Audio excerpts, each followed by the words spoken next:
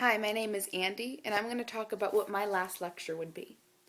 So, I like to talk about the idea of conquering.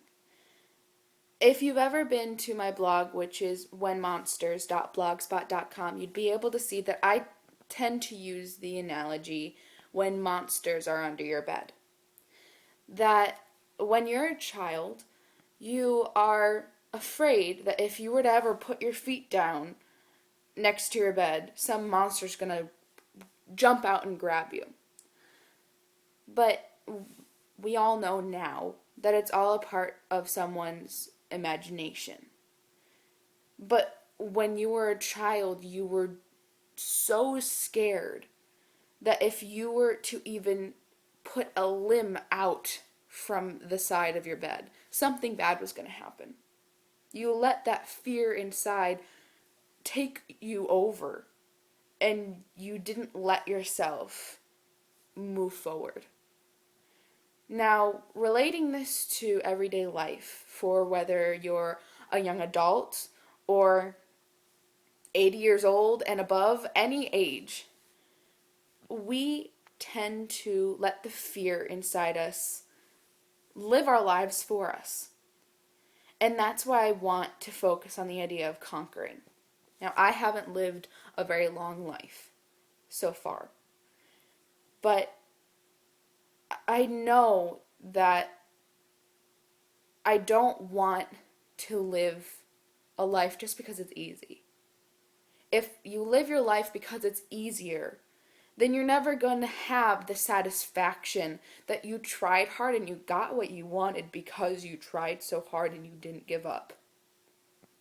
And I know, based on my own experiences so far, that sometimes I let that fear take over and I have horrible self-esteem, and I just think that my failures can define me, and I am afraid of the failures that I haven't even had yet. Just the idea that I am going to fail scares me into changing my mind.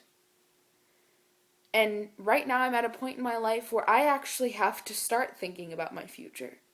Not that I haven't already, but I have to actually plan for what I'm going to do in the next few years, and that's scary, because that means I have to make some big decisions. But the one thing I have to always keep in mind, and I always have to keep reminding myself, is that no matter how scared I am that I might fail, or that I might not be able to do the things I want to do with my life, I can't just decide prematurely that it's not going to happen.